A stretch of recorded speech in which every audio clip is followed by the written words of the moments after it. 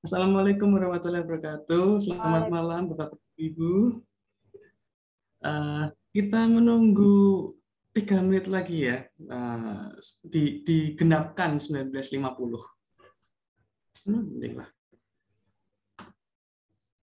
Mungkin selagi menunggu, saya akan bacakan dulu CV dari Mbak Nia, Ibu Nia Kurnia Baktiar. Jadi Bu Nia Kurnia Baktiar, Sarjana Ekonomi, SSI, Sarjana Sosial ya, Social Science, dan Master of Science. Beliau adalah dosen di Universitas Muhammadiyah Magelang. Bidang keahliannya di keberlangsungan usaha, inovasi, kewirausahaan, pertumbuhan usaha, ketahanan usaha, dan sumber daya manusia. Beliau adalah merupakan riwayat pendidikannya S1 lulus tahun 2008 di Universitas Hasanuddin. Lalu SSI itu sistem informasi ya. Lalu melanjutkan kembali S1 di STIMIK Karisma pada jurusan Sistem Informasi di mana lulus tahun 2017. Lalu melanjutkan Master Degree di Master of Science in University of Birmingham, mengambil jurusan Entrepreneurship and Innovation. Banyak penelitian sudah dilakukan oleh beliau. Ada 2 yang sudah masuk Scopus. Yang pertama yang nanti akan dipresentasikan yaitu Motive of Local People to Not Become Entrepreneur, Evidence from Agas to Not-nya itu dalam kurung, Evidence from Agas Asmat Indonesia. Dan yang kedua dengan Pak Bayu, dosen UIN. Judulnya apa Mbak? Lupa saya. Determinant of the dimension of SM is financial decision. Oke. Nah, untuk malam ini Bu Nia akan mempresentasikan papernya yang berjudul Motive of Local People to Not Become Entrepreneurs, Evidence from Agas Asmat Indonesia. Oke, sudah 19.50. Mari kita langsung aja. Untuk waktunya kami persilahkan. Thank you, Mas Dennis. Ini saya bisa share screen kah?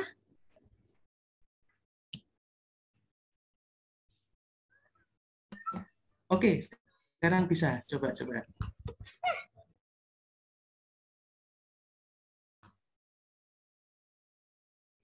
Oke, sudah kelihatan ya? Sudah kelihatan kah? Oke.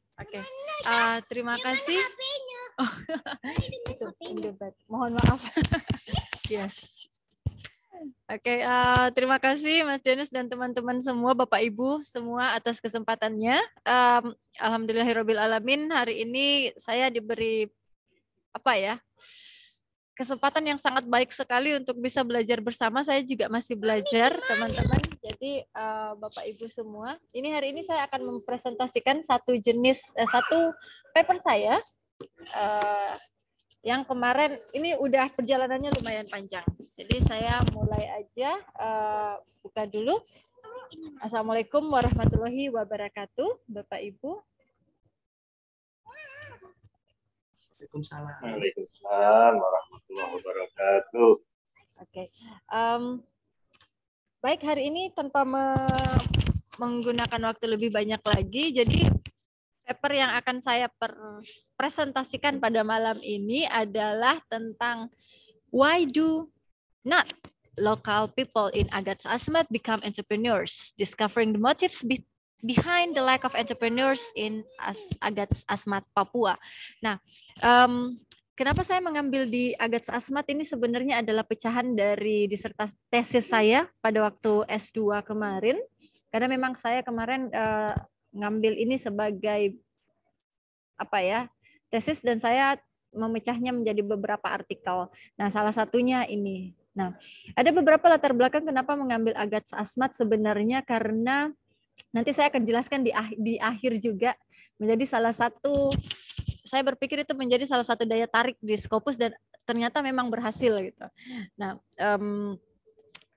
ternyata di Agats Asmat itu ada beberapa masalah kalau bisa kita lihat, Bapak Ibu. Pertama, kalau kita melihat studi atau studies yang sudah ada tentang Papua, ternyata banyaknya yang fokus hanya kepada, kalau bukan geographical challenge, environment, health crisis, atau sacred sex activity, dan lain-lain, kan?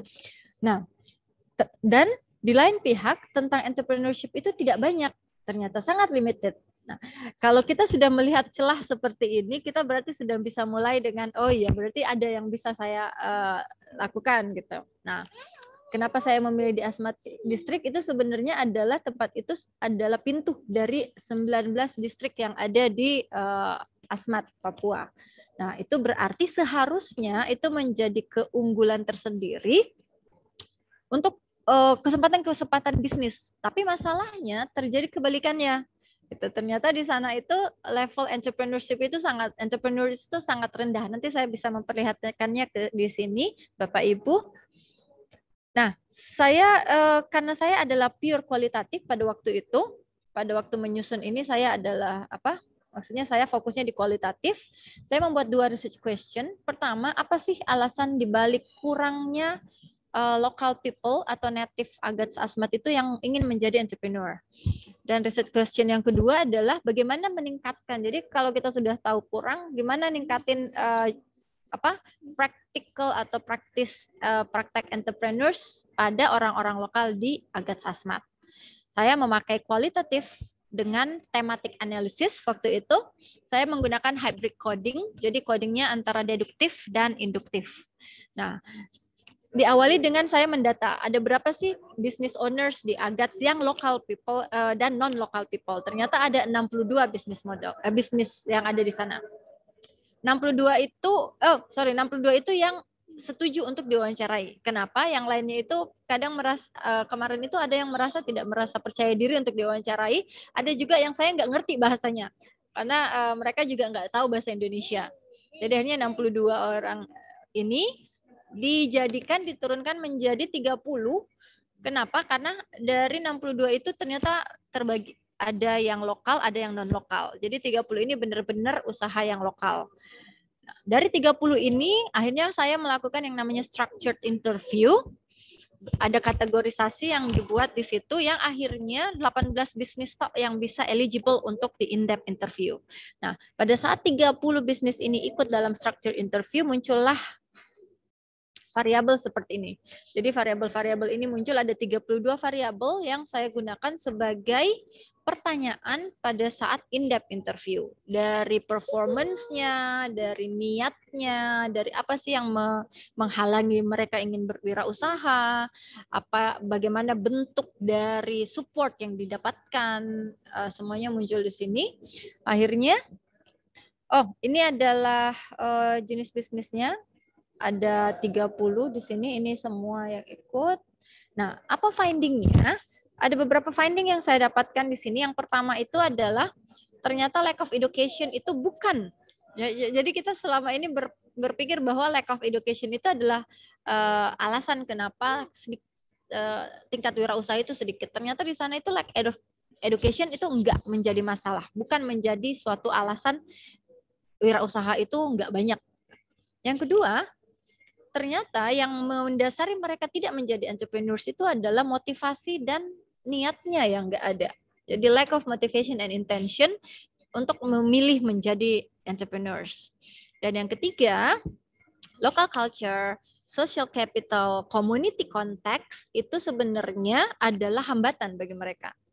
Tapi di satu sisi hambatan itu bisa diramu sehingga itu menjadi problem solver. Jadi mereka tidak perlu mencari jauh-jauh, mencari jalan pemecahan masalah dari luar. Ternyata local culture-nya itu sendiri bisa menjadi jawaban dari masalah limited of entrepreneurs ini. Dan yang keempat, findings yang diberikan di dalam paper ini bukan hanya finding secara teori, tapi juga finding secara praktikal. Jadi ada proposed strategies and program untuk future entrepreneurs di Agatz Asmat. Jadi tadi saya katakan bahwa di sini kita ada 2 jenis findings yang saya tawarkan, karena memang karena kemarin targetnya adalah Q2, alhamdulillah juga lolosnya di Q2, itu memang teori development-nya saya agak pertajam. Jadi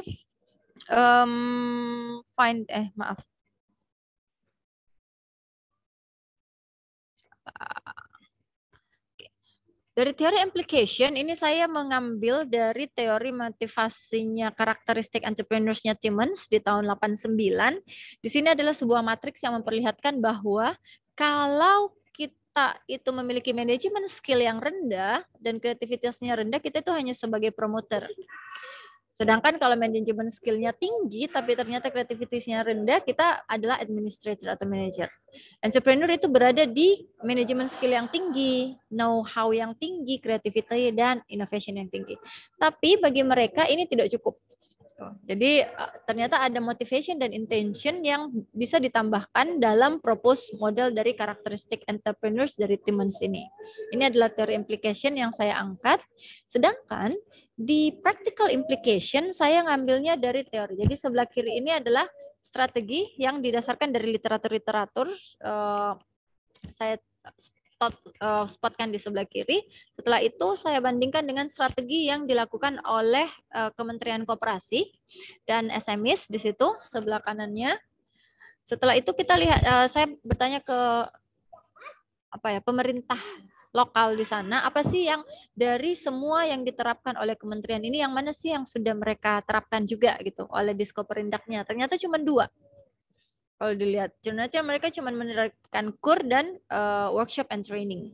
Akhirnya, practical implication yang saya masukkan adalah beberapa propose dari setiap poin yang ada di sini, seperti modernisasi, e-commerce, fasilitas yang to non-government funding gitu kan, jadi bukan hanya di government aja, increasing capacity building, jadi bukan hanya workshop dan training aja, tapi yang selama ini terjadi, tapi capacity buildingnya juga ditingkatkan, supporting system, comparing studies, gitu kan, human resource, and also the other sustainability and incremental innovation.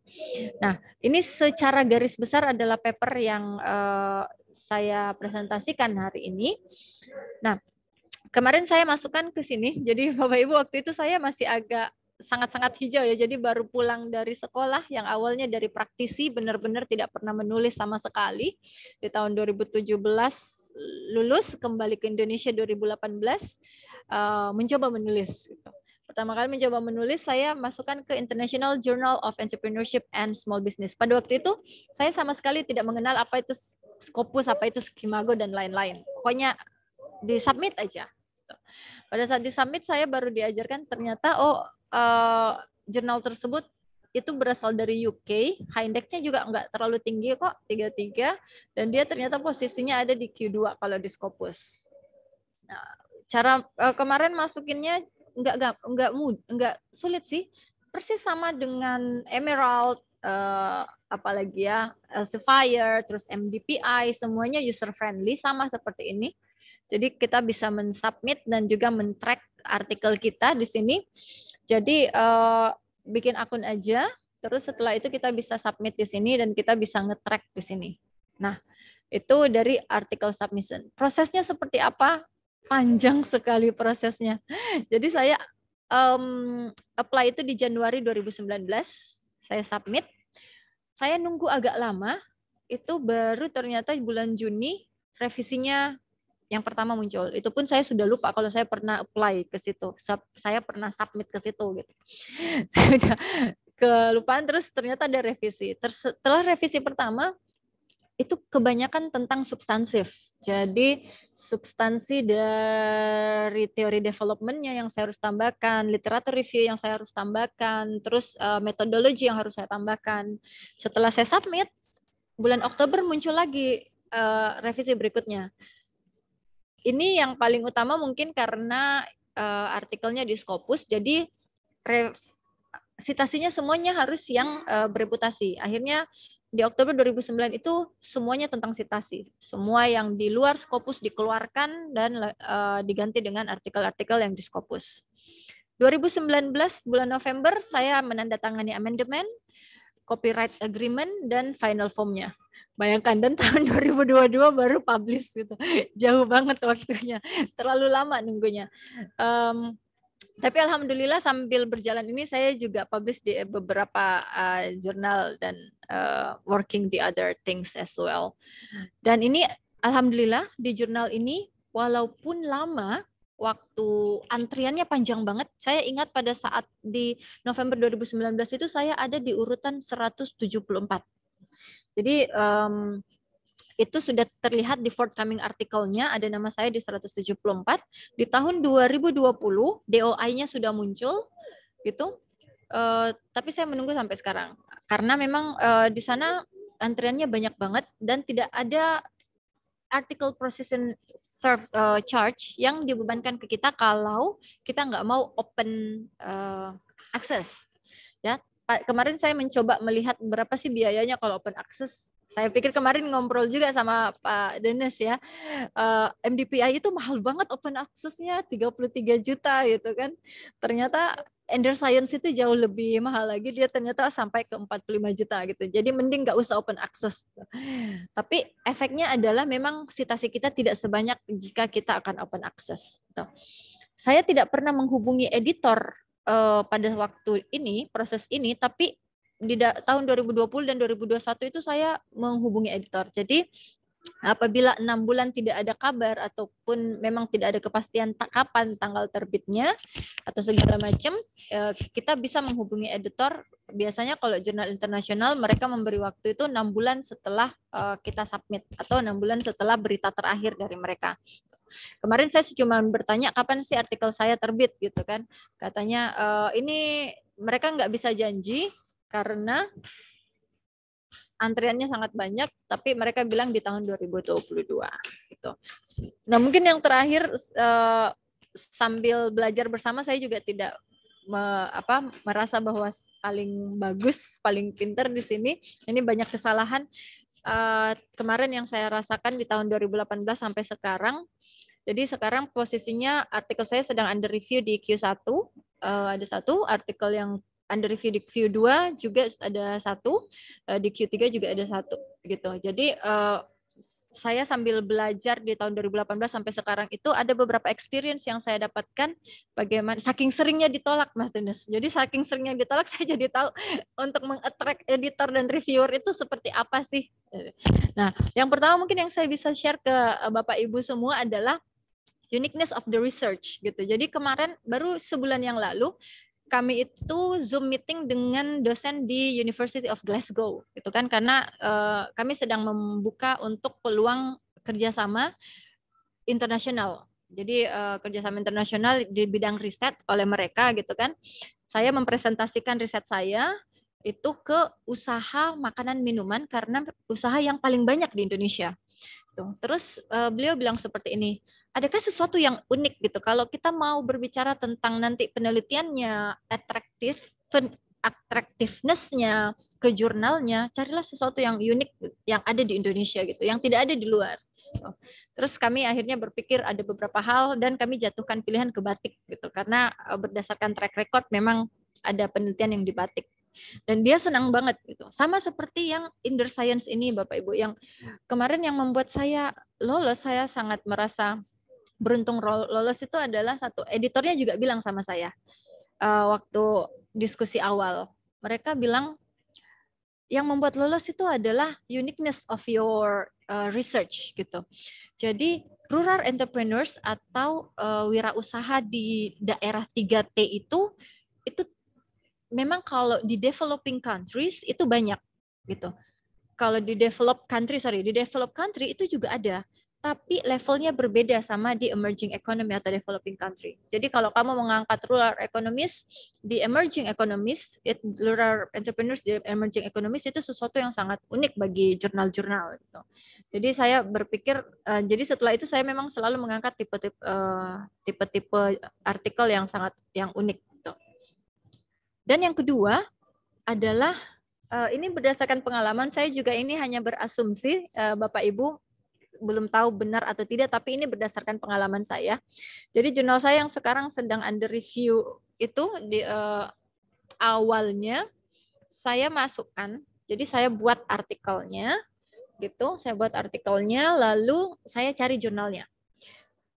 Nah, agak kebalikan sebenarnya kalau yang saya diajarkan pada waktu saya di Indonesia itu adalah kita cari jurnalnya dulu, baru susun artikelnya. Sebenarnya nggak ada yang nggak masalah menurut saya, dua-duanya bisa sih, mazhab mana aja yang kita mau pakai gitu kan. Bisa juga kita mencari jurnalnya dulu, baru menyusun artikelnya. Kalau saya pribadi, saya mau menyusun artikelnya dulu, baru mencari jurnalnya. Tuh. Jadi pada saat mencari jurnal entrepreneur, saya masukkan keywordnya, gitu muncul. Submit pertama 2 hari kemudian ditolak karena skopnya tidak skopnya berbeda. Padahal saya sudah nyari ini entrepreneurship. Saya kirim lagi ke jurnal berikutnya, sama. Dalam waktu 1 minggu ditolak dengan alasan adalah skopnya berbeda. Itu 3 kali. Jadi itu menghabiskan waktu sekitar 1 bulan. Nah sampai akhirnya saya deh pakai Journal Finder aja. Dan Journal Finder saya pilih salah satu di situ. Lalu ternyata dapat gitu, maksudnya cocoknya di jurnal ini, dan setelah itu hanya prosesnya nggak lama di editor cuman semingguan atau 2 mingguan, editor berkomunikasi dengan saya, terus setelah itu masuk ke round review. Nah, asumsi saya di situ adalah kemungkinan ada beberapa jurnal itu yang memakai algoritma atau memakai sistem tertentu, aplikasi tertentu dalam menerima artikel. Kenapa? Karena pada saat kita menerima artikel, algoritma itu akan berjalan jika sesuai dengan mereka, itu mereka masukkan. Jika tidak sesuai, tidak dimasukkan. Jadi ada baiknya mungkin kita menggunakan jurnal-jurnal finder dari MDPI, Elsevier, ataupun yang lain-lainnya, gitu. Springer dan lain-lainnya, karena sangat-sangat membantu. Nah, ketiga adalah stalking jurnal tujuan. Ini kemarin sangat membantu menurut saya, karena di artikel saya yang sekarang sedang di Q1 itu, karena saya memang targetnya di Q1, jadi saya stalking dulu jurnal ini, jurnal A ini dia fokusnya di mana. Terutama di jurnal Q1 di social science itu rata-rata fokusnya di teori development. Tapi ada juga jurnal yang fokusnya di methodology. Ada juga jurnal yang kental banget kuantitatifnya. Jadi kita lihat dulu jurnal itu kuatnya ada di mana sih? Apakah artikel kita cocok untuk masuk ke situ? Nah, kemarin saya mencoba ke beberapa jurnal Q1 gitu. Sudah masuk juga, ada beberapa kali yang sudah masuk ke under review, gitu kan? Itu rata-rata rejection-nya itu adalah karena teori development-nya. Jadi jurnal Q1 pada saat berdiskusi dengan seorang editor Q2 di Innovation and Entrepreneurship kalau nggak salah, itu beliau memang mengatakan bahwa di Q1 itu sangat kental dengan teori development-nya. Jadi memang kalau kita nggak kuat di situ, hati-hati. Gitu. Nah, terus makanya saya karena memang fokusnya di Q1, akhirnya teori development-nya agak lama. Nah, itu adalah experience yang ketiga. Experience saya yang keempat adalah untuk meng-attract editor dan reviewer adalah melakukan kolaborasi. Ini seru banget ternyata Bapak Ibu. Saya sangat merasakan bagaimana positif effect dari kolaborasi. Tapi kolaborasi itu bukan maksudnya in Indonesia. Jadi satu negara, kalau bisa di luar Indonesia gitu. Contohnya kemarin yang tadi saya ceritakan yang under review video itu adalah kolaborasi dengan Thailand. Saya menghubungi dosen di Thailand untuk membuat joint publication bersama-sama. Ada juga yang kemarin yang di Q3 sama Pak Bayu kemarin itu pada waktu saya ditawari oleh Pak Bayu menjadi co-author, saya bilang ke Pak Bayu, untuk meng-attract bagaimana kalau kita mencari dosen di negara lain. Akhirnya saya hubungkan dengan dosen di Malaysia untuk paper yang di Q3 tadi itu. Alhamdulillah juga sudah publish. Dan yang terakhir yang di Q1 ini saya menghubungi itu dosen di University of Birmingham di kampus saya sendiri untuk menjadi co-author. Sangat membantu. Pasti Bapak Ibu juga sudah tahu bagaimana attractiveness-nya kalau kita mempunyai penulis dari mempunyai diversity yang luas gitu ya. Terutama yang paling menarik adalah jika kita mempunyai kolaborator yang bisa menjadi mentor kita. Saya merasa sangat beruntung di sini karena salah satu dari kolaborator saya itu adalah menjadi mentor saya. Gitu. Kenapa sekarang ada satu paper saya lagi standby di Q1, itu karena ada beliau gitu. Beliaulah yang benar-benar membedah artikel tersebut. Kamu salah, kamu bahasa Inggrisnya kok nggak bagus, kamu kok kurang ini, kamu kurang itu. Itu sampai yang paper yang itu malah sampai setahunan lebih itu belum ACC dari dia untuk saya submit. Gitu. Jadi benar-benar sangat membantu. Tapi mungkin saran saya Bapak Ibu, ini pengalaman juga. Karena saya berada di kantor urusan kerjasama, terutama di kerjasama internasional, dosen-dosen saya itu sering meminta tolong kepada saya untuk mencarikan kolaborator luar negeri. Nah, saya carikan, tapi untuk menjaga nama kita, untuk menjaga nama instansi kita, saya sarankan jangan sekali-kali meminta kolaborator itu, saya pinjam nama dong Bu. Gitu. Jangan sekali-sekali seperti itu karena mereka akan tersinggung. Mungkin ada 1-2 orang yang nggak masalah, tapi mayoritas akan tersinggung. Sedikit banyaknya mereka harus berkontribusi, itu yang mereka inginkan. Kontribusi terkecil, kalau nggak salah kemarin itu Pak Fahmi juga pernah ngisi ya, Mas Denis kalau nggak salah di event yang sama. Beliau juga nanya, Mbak Nia, saya minta dong cari kolaborator luar negeri. Tapi saya maunya orang ini gitu. Pak Fahmi waktu itu sudah nunjuk nama gitu kan. Akhirnya saya menghubungi beliau, akhirnya menjadi kolaborator dan malah sekarang menjadi co-supervisor dari Pak Fahmi. Jadi kolaborator itu membuka banyak sekali peluang-peluang baru gitu. Bukan hanya attract bagi editor atau reviewer, tapi peluang-peluang yang lainnya itu sangat bagus gitu. Paling tidak kolaborator itu akan membantu di literatur review. Seperti paper saya dengan Pak Bayu itu, Prof Ridwan itu membantunya di literatur review. At least tetap bekerja.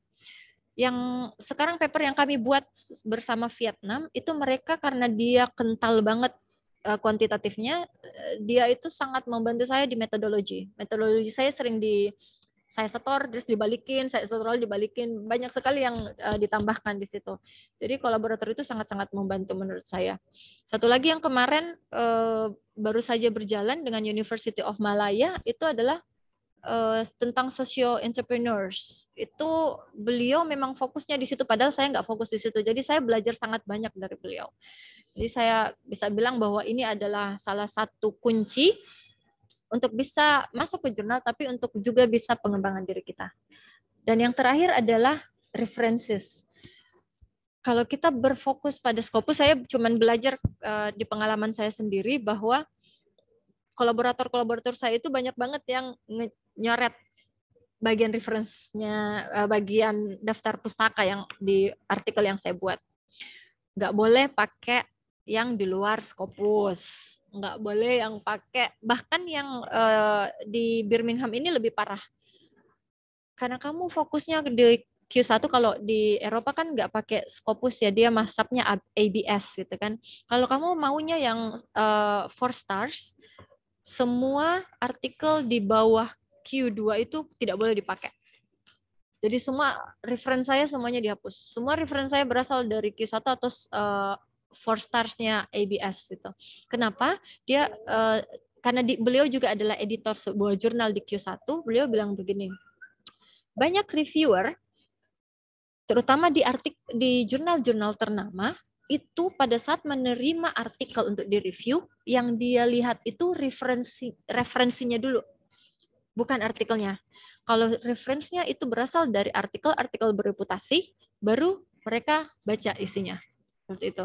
Jadi benar-benar referensinya itu harus kita lihat juga.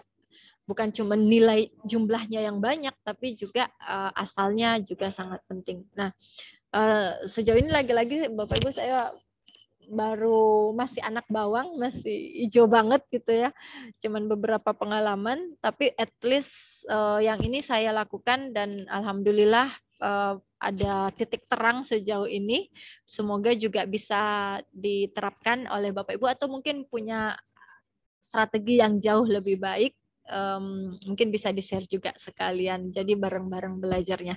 Saya rasa itu aja, Mas Denis, dari saya. Pengalaman-pengalaman sedikit tentang artikel. Mungkin saya kembalikan ke Pak Denis. Assalamualaikum warahmatullahi wabarakatuh. Waalaikumsalam warahmatullahi wabarakatuh. Mari silakan jika ada pertanyaan, silakan untuk Bapak Ibu untuk bertanya mengenai jurnalnya atau mengenai cara submitnya seperti itu.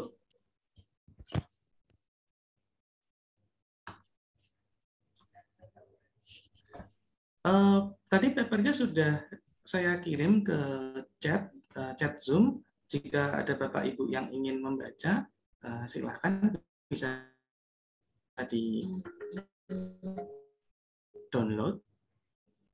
Atau mungkin jika belum ada yang bertanya, saya bertanya dulu. Selama ini kuantitatif dan juga keuangan. Oh iya, benar. Sangat baru. Jadi ini saya mencoba untuk karena sangat baru, mungkin pertanyaannya juga dasar banget ya, nggak apa ya, kualitatif saya belum ngerti, saya belum punya pengalaman. Jadi cerita di paper ini adalah ingin melihat apakah strategi ini soalnya saya lihat ada tabel nih, strategi based on literatur, strategi applied by Ministry of Cooperation and MSME. Nah, terus ada lagi strategi implement by Agas Asmat Local Government.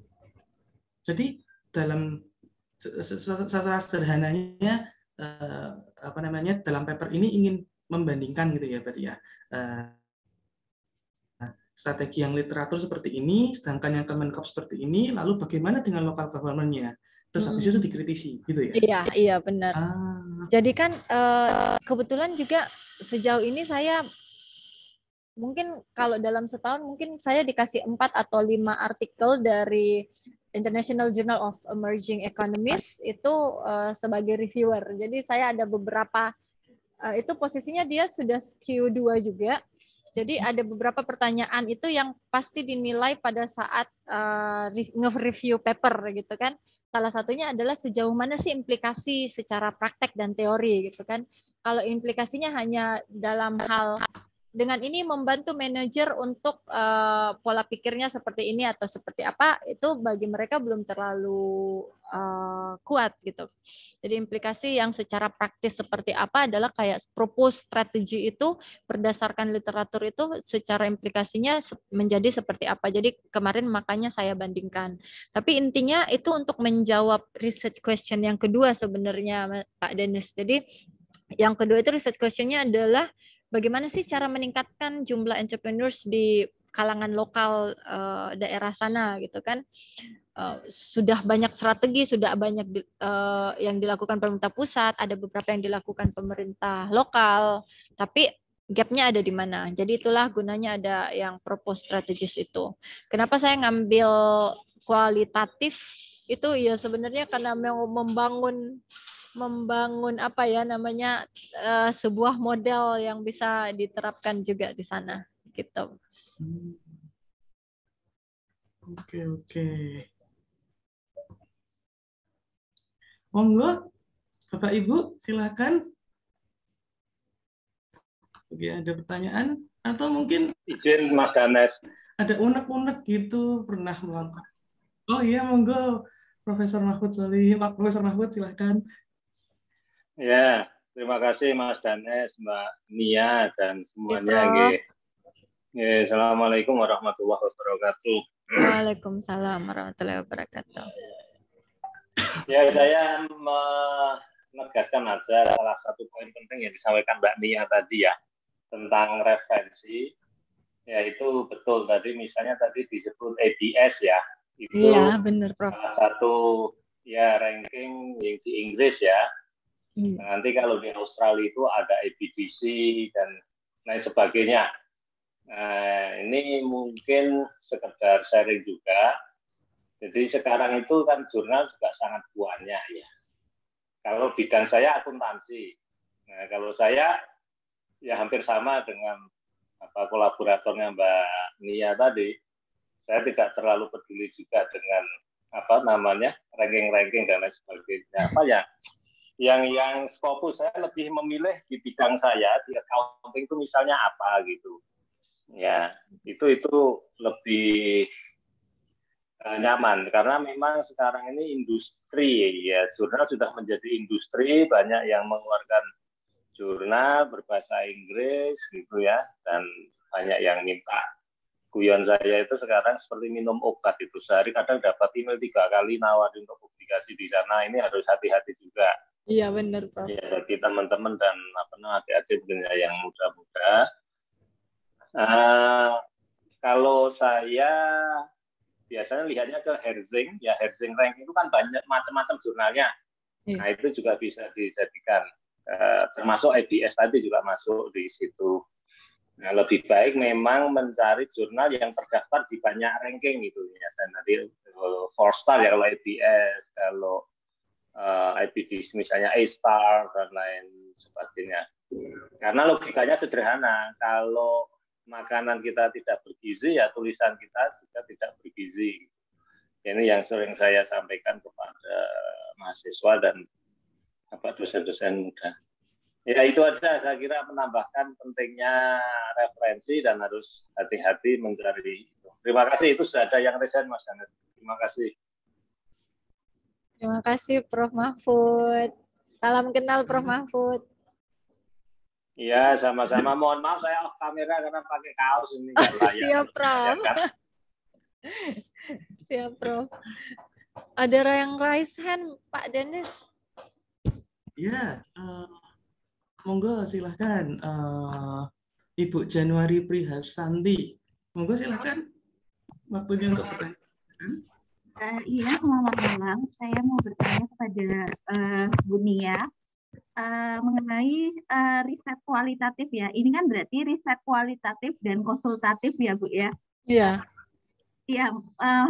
Saya juga masih awam. Saya masih mahasiswa baru juga di MD, masih mahasiswa semester awal gitu. Juga ingin dari awal ingin belajar sejak dini mengenai riset dan penelitian seperti itu.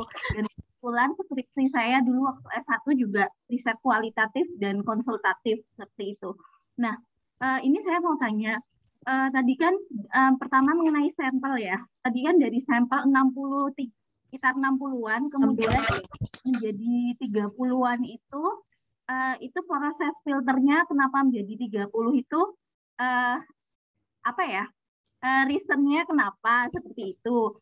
Kemudian dalam menyusun kuesioner itu karena penelitian kualitatif ini kan sering dikritik Yes.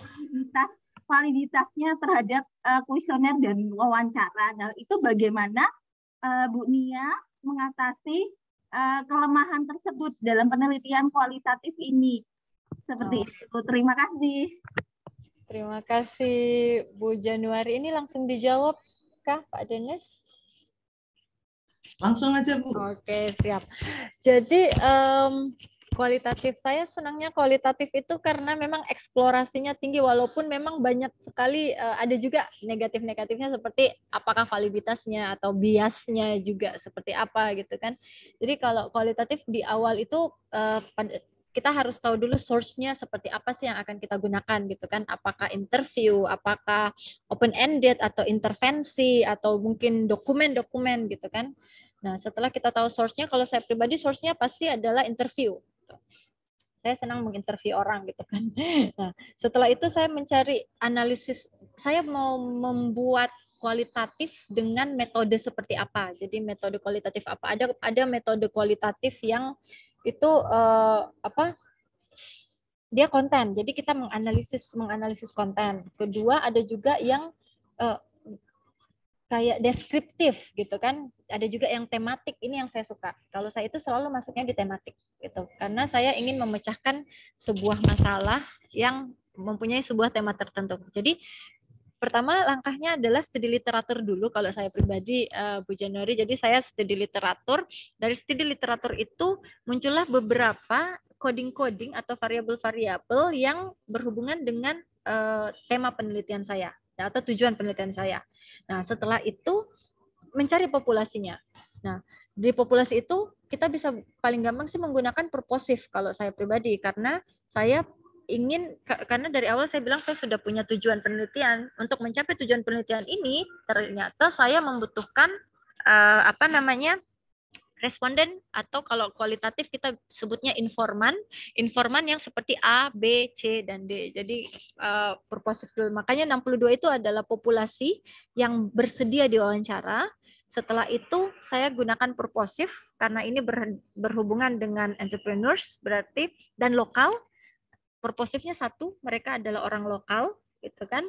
Purposif kedua adalah mereka sudah punya usaha. Jadi itu pun purposifnya harus berdasarkan literatur terdahulu, tuh, yang agak sulit didapatkan waktu itu karena rural entrepreneurs. Dari purposif akhirnya kita cuma dapat 30-an nih. Nah, dari 30 ini kita gunakanlah variabel-variabel yang tadi kita dapatkan dari literatur review untuk ditanyakan ke mereka. Itu namanya structured interview. Jadi kita sudah punya structure-nya. Kan kita sudah punya pertanyaan-pertanyaannya.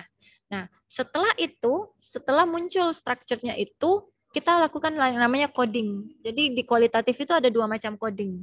Pertama itu adalah induktif, yang kedua itu deduktif. Ya, coding yang sudah muncul dari awal dan memang yang pada saat berkembang sesuai dengan pertanyaan. Nah, coding-coding itu kita bisa pakai aplikasi. Kalau memang cuma sedikit gitu kan, mungkin cuma 7 atau berapa, mungkin masih bisa kita lihat secara manual, Bu Januari. Tapi kalau banyak kita pakai aplikasi. Dari coding itu kita lanjutin lagi ke in-depth interview. Nah, ini adalah tahap terakhir dari kualitatifnya adalah in-depth interview.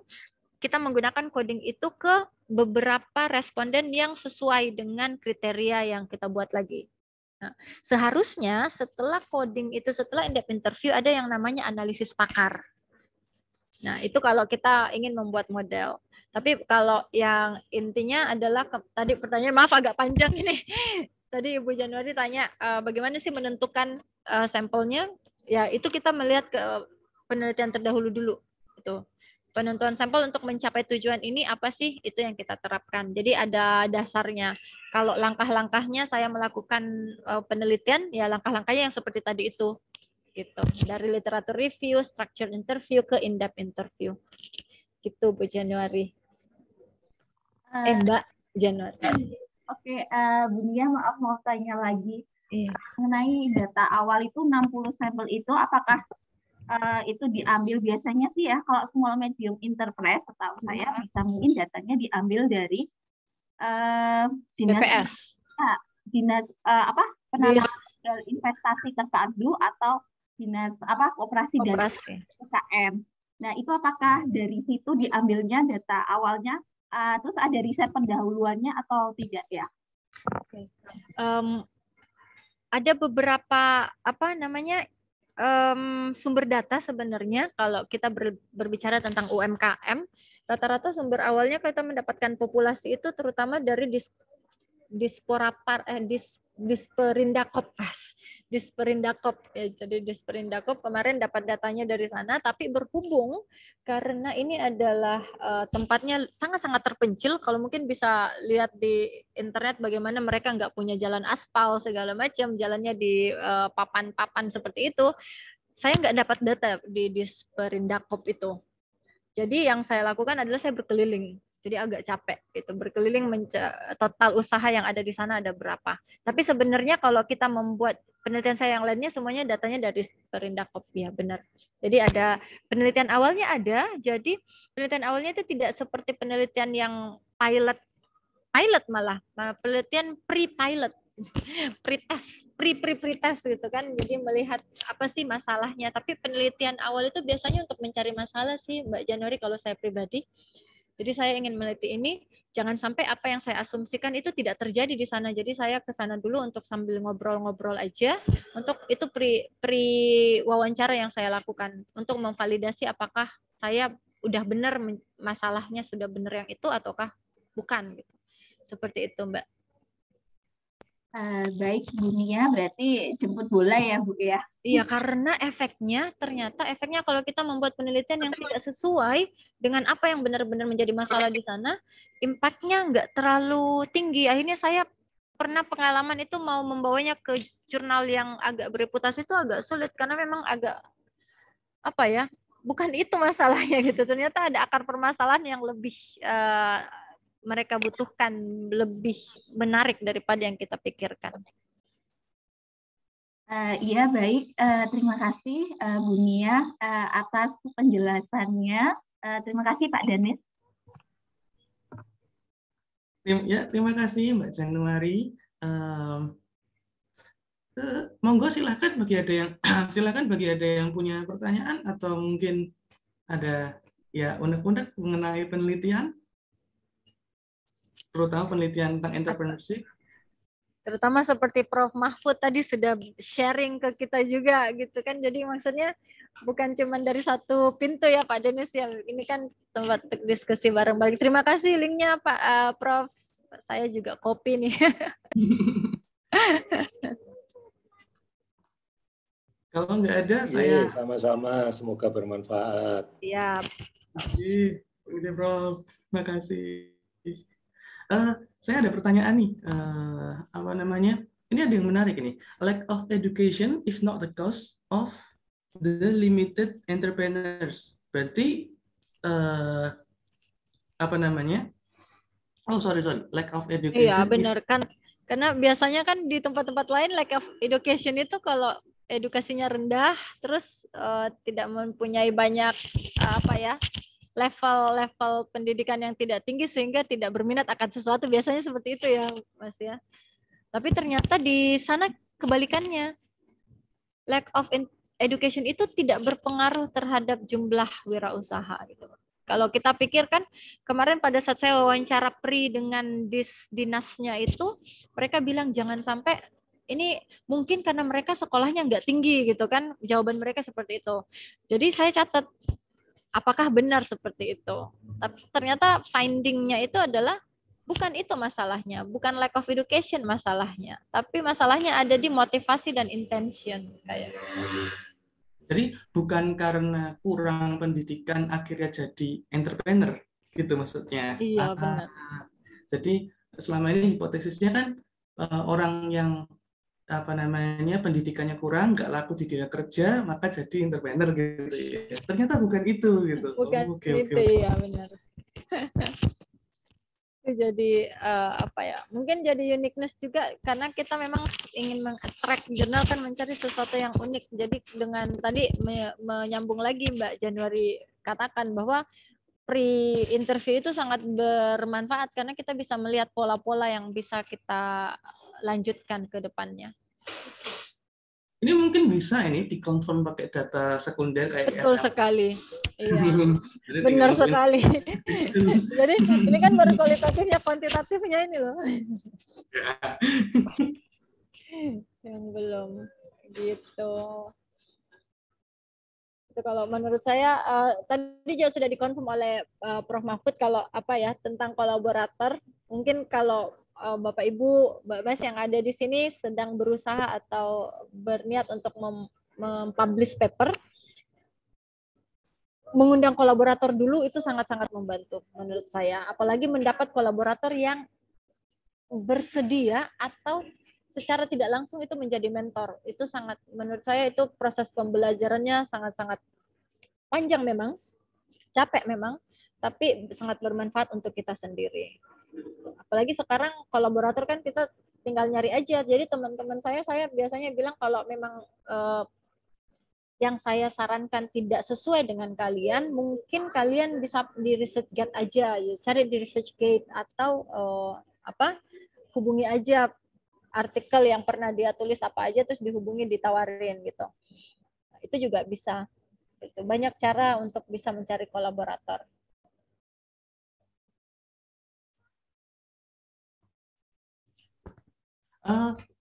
Monggo silakan, ada pertanyaan mungkin? Kalau nggak ada ya saya lagi deh. Ini apa namanya dari sisi gender laki-laki perempuan ini gimana Mbak dari sisi gender? Soalnya kan saya ngeklik pas tiba-tiba ngeklik oh ya saya pernah baca bahwa Grameen Bank itu dia tuh nggak mau memberikan kredit, cenderungnya ngasih kreditnya tuh ke wanita karena wanita itu cenderung risk-takingnya tuh rendah, cenderung risk averse. Nah, dari sisi entrepreneurship gimana ini? Apakah ada perbedaan? Mungkin laki-laki yang lebih suka jadi entrepreneur daripada perempuan. Ya, risk averse gitu ya Mas Dennis ya kalau yang cewek itu ya. Jadi menghindari gitu ya. Jadi kalau dilihat dari sana kan saya nge-share lagi coba. Ada mana ya tadi? Ada beberapa data itu adalah yang dimasukkan ini adalah total dari bisnis yang ada di sana gitu kan, ada 30 macam bisnis. Ini mayoritas dilakukannya itu oleh wanita terutama. Jadi ada terutama kalau kita berbicara tentang kewirausahaan di tempat negara dunia ketiga atau developing countries atau emerging economies, itu malah kebanyakan wanita yang menjadi entrepreneurs. Kenapa? Mereka menjadi entrepreneurs itu tidak seperti kita di kota besar bahwa untuk untuk menambah pengetahuan, untuk men-challenge diri kita, tapi mereka itu malah menjadi entrepreneurs karena mereka ingin survive.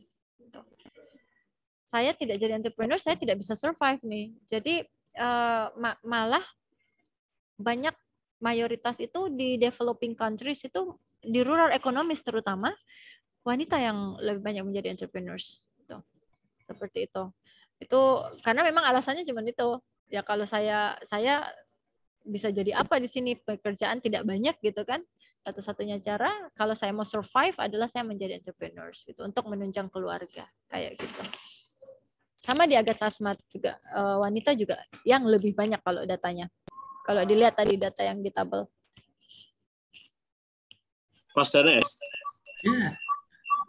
Itu yang barusan didiskusikan. Jadi apakah menjadi entrepreneur itu karena minat ataukah karena terpaksa sekadar untuk survive, itu juga diteliti oleh Pak Elan Satriawan. Jadi Pak Elan meneliti bersama mahasiswanya menggunakan data IFLS.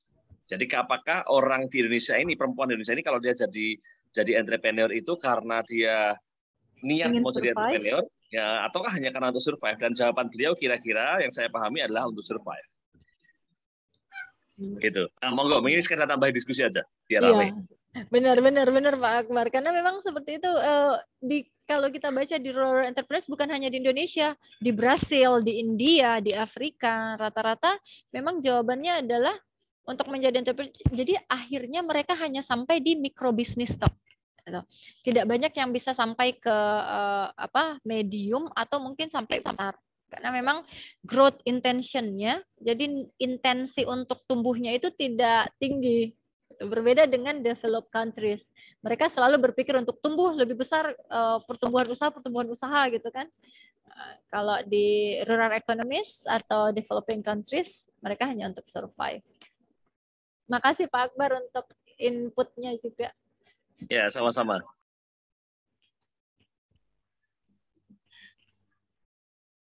Monggo, silakan bagi bapak-bapak ibu-ibu di sini ada pertanyaan. Oh, Mbak Januari lagi. Iya, saya mau bertanya tadi kan Pak Danes sebagai moderator kan sempat tadi sempat membicarakan kalau mungkin bisa dibawa penelitian ini yang entrepreneurship di suku Asmat ini dibawa ke arah kuantitatif. Nah, saya jadi penasaran nih, maksudnya seperti apa Pak Danes seperti itu? Oh, kok tanyanya? Iya. Saya. Pertanyaannya ke Pak Danes, kalau mau dibuat jadi kuantitatif ya. Tadi soalnya tadi kan Bu Nia sudah menjelaskan mengenai penelitian kualitatifnya, kemudian kan Pak Danes menambahkan tadi ya atau memberikan ide atau masukan. Nah, saya mau tanya, semisal dibawa ke arah kuantitatif, ini seperti apa? Seperti itu. Ya, seperti itu, Pak. Oke, ini saya bukan peneliti di arah entrepreneur, tapi ya alhamdulillah ada bayangan gitu. Menurut saya ada dua, satu bisa lewat data sekunder, salah satunya pakai IFLS. Tadi saya nyebut IFLS, Pak Akbar tadi juga nyebut IFLS, Indonesia Family Life Survey. Atau yang kedua lewat data primer. Kalau kuantitatif yang sering yaitu pakai Google Form itu, terus di mana biasanya pakai variabel laten. Saya kira di regress pakai SEM, Structural Equation Model, variabelnya laten. Biasanya penelitian-penelitian yang kualitatif seperti itu. Mungkin Mbak Nia ada, Ibu Nia ada tambahan? Di 2 tahun terakhir ini saya sekarang sedang masuk ke mixed method, Mbak Januari. Jadi mencoba setelah kualitatif kita coba mengujinya itu secara kuantitatif seperti apa. Jadi setelah kualitatif langkah-langkah yang tadi saya sebutkan itu, setelah in-depth itu harusnya kan muncullah variabel-variabel yang penting untuk membuat sebuah model. Nah, variabel-variabel itu sebenarnya bisa dikuantitatifkan dengan cara dia dibuatkan instrumen kuesioner gitu kan, kuesioner yang semuanya didapatkan dari hasil in-depth interview ini. Jadi instrumen kuesioner itu lalu diuji gitu kan. Jadi instrumen kuesionernya diuji, baru dilihat oh ternyata benar nih di model ini, di model yang secara kualitatif ini, di in-depth ini disebutkan bahwa teknologi gitu kan, teknologi menjadi salah satu variabel. Pada saat dikuantitatifkan disebar ke responden, ternyata benar dia berpengaruh gitu. Jadi itu semakin menguatkan sebuah model gitu. Jadi kalau mau masuk bagaimana sih mengkuantitatifkan, kalau yang tadi ya itu kita bisa menguji gitu, variabel-variabel yang muncul di akhir itu sebenarnya berpengaruh atau tidak, cara mengujinya ke kuantitatif.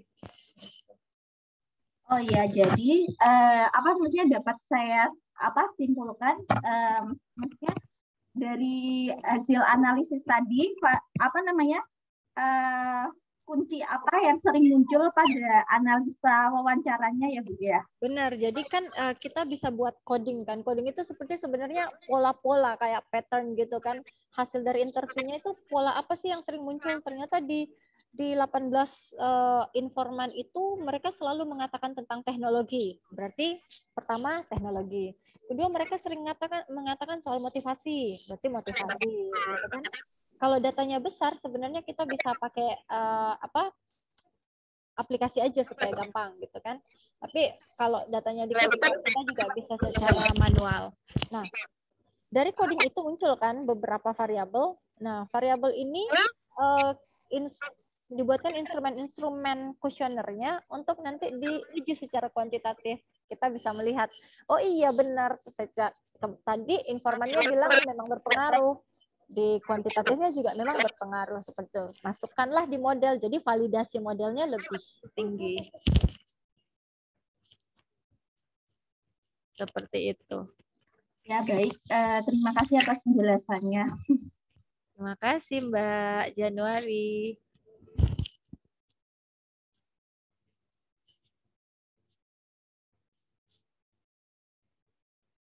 Masih mute Mas. Oke. Mixed method ya. Monggo silakan Bapak-bapak, Ibu-ibu.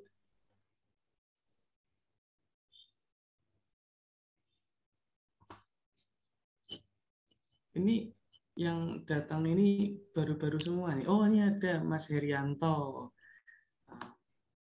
Yang saya kenal Pak Mahfud Solihin, Pak Profesor Mahfud Solihin, Mbak Januari, Mas Herianto. Lainnya baru-baru semua. Oh, sama Pak Akbar. Mas Herianto, monggo kalau ada pertanyaan. Mungkin kan apa ya? Tapi seru juga tuh, Kak. Ternyata saya yang awalnya kemarin fokusnya benar-benar di kualitatif, 2 tahun terakhir pada saat melompat agak ke mixed method, ternyata melakukannya dengan kuantitatif itu ada keseruan tersendiri gitu. Walaupun saya nggak suka angka sebenarnya, Mas Dennis. Saya nggak suka perhitungan, tapi ternyata pada saat itu, oh iya, jadi validasi model ini, model yang awalnya saya buat, itu ternyata, oh tidak tervalidasi nih, ternyata salah nih, apa yang salah. Terus kita buka lagi literatur, kita lihat lagi. Karena sangat-sangat membantu mixed method itu menurut saya. Paper Mbak yang satunya itu membuka cakrawala saya loh Mbak. Yang mana? Yang sama Mas Bayu. Oh iya, iya, financial decision kan itu. Iya, jadi gini, saya tuh selama ini berpikir bahwa data primer itu kalau kuantitatif itu kok selalu pakai SEM gitu loh. Nah terus kemarin papernya itu kan pakainya ordinal least square kan. Betul. Wah ternyata dan memasukkan variabel non laten masuk situ. Apa namanya? Wah ternyata masuk juga ya, keterima Scopus juga ya. Soalnya saya ada paper apa namanya, ya tiba-tiba ada kepikiran terus akhirnya ya udahlah buat kuesioner, tapi datanya tuh nggak laten. Ya ada beberapa yang laten sih, cuma apa namanya, saya masukkan sosiodemografik di situ. Hasilnya bagus, sesuai dengan teori, dan ini kayaknya paper apa namanya journalable nih, tapi nggak pede. Tapi lainnya kalau data primer itu terus habis itu paper Mbak pakai ordinal square, wah nambah semangat ini, ya udahlah ternyata laku. Amin, semoga lancar perjalanannya. Ya. Itu juga kayaknya kalau nggak salah itu setahunan prosesnya waktu itu untuk sampai submit sampai sekarang, karena sempat review juga, sempat dikirim ke jurnal yang bukan yang ini sih, based di Amerika Latin waktu itu, terreject, terus diperbaiki, terus dibantu oleh Prof. Ridwan untuk menambahkan literatur reviewnya, lalu disubmit lagi. Akhirnya yang ini alhamdulillah bisa terbit. Jadi memang prosesnya kayaknya penolakan malah menurut saya makin banyak penolakan makin banyak belajar ya.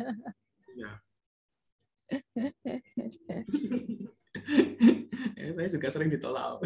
Oh, ya. Awalnya baper gitu ya Mas ya. Sudah biasa. Sekarang udah biasa. Ya.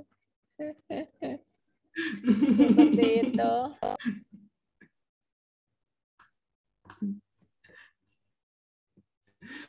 Monggo, silakan.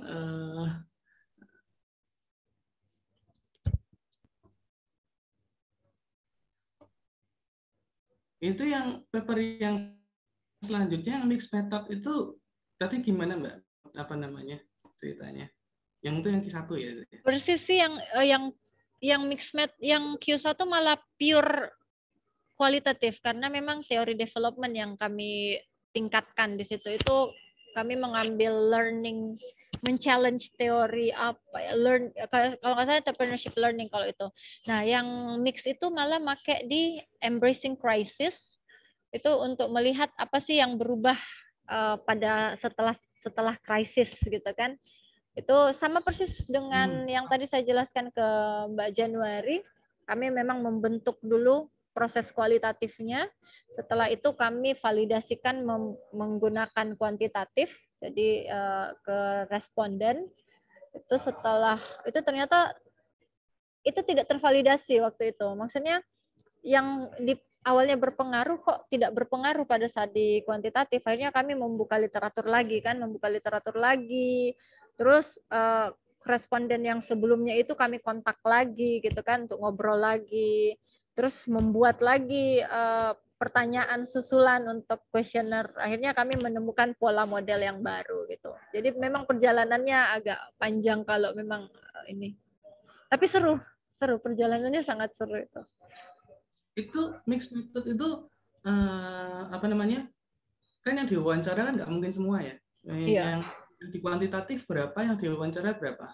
Yang diwawancara itu karena awalnya kan kualitatifnya dulu nih, sesuai dengan purposifnya gitu. Purposifnya seperti usia, lamanya usaha gitu kan, jenis usaha dan lain-lain. Nah, pada saat dia ke kuantitatif itu lebih disebar, jadi purposifnya lebih dilonggarkan gitu.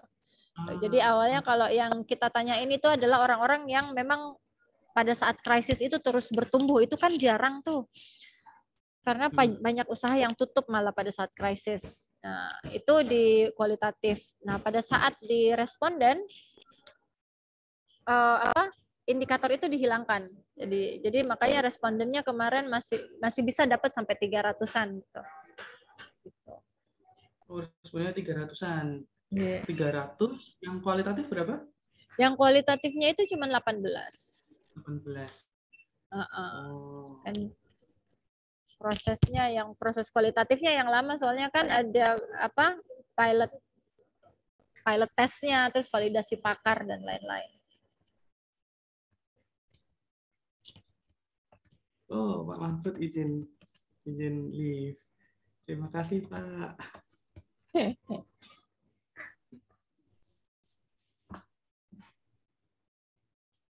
Oke, ada tanggapan, pertanyaan, atau unek-unek?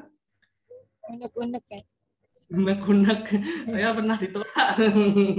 Saya bingung nyari penelitian entrepreneurship gimana. Iya. Siapa tahu ada yang unek-unek kayak gitu. Jadinya yang paling sering itu kadang yang mana sih yang duluan kita nyari jurnalnya dulu baru nyusun artikel, atau nyusun artikel dulu baru nyari jurnal? Itu saya lumayan sering dapat pertanyaan kayak gitu. Iya, tergantung. Kalau Mas Dennis sendiri gimana, Mas? Nyari dulu jurnalnya baru susun artikelnya ataukah gimana? Dua-duanya. Dua-duanya.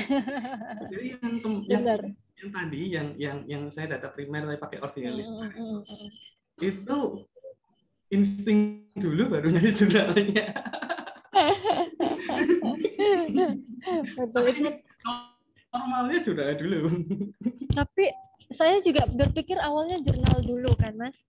Terus yang kolaborator saya yang tadi saya bilang dosen saya di seorang dosen, karena saya juga belum pernah diajar beliau, dosen di UOB itu, dia malah bilang kita susun dulu, setelah kita susun kita lihat jurnal artikel ini cocok ke jurnal mana. Mungkin itu karena beliau juga punya banyak pengalaman sebagai editor in chief di ini kan. Akhirnya dia bilang, oh artikel ini cocoknya di sini karena dia quote-nya di sini gitu. Kita coba lagi seperti itu. Kalau dia prosesnya seperti, tapi menurut saya dua-duanya nggak masalah.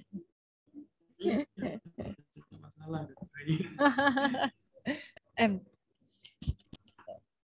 Halo, Dek. Oke, jika tidak ada pertanyaan, mungkin kita akhiri di sini dulu. Sudah jam 9. Iya ya. Ya, terima kasih. Terima kasih Bu Nia atas ilmunya, atas pengalaman sharing-sharingnya. Sangat menginspirasi kami. Mohon maaf jika saya ada salah kata, salah berbicara, salah ucap. Saya juga minta maaf Mas Dennis dan Bapak Ibu, teman-teman semua, jika memang ilmunya masih dangkal, itu cuma sedikit yang bisa di-share. Mohon maaf atas kekurangannya, dan terima kasih banyak terutama untuk Mas Dennis sudah memberikan kesempatan untuk sharing-sharing ilmu seperti ini. Oh iya, sama-sama. Ya, sekian dulu dari kami, Bapak Taufik Wahidaya. Wassalamualaikum warahmatullahi wabarakatuh. Waalaikumsalam warahmatullahi wabarakatuh. Terima kasih Mbak Nia, Mas Danes. Terima kasih Pak Akbar. Terima kasih Mas Dennis, teman-teman semua.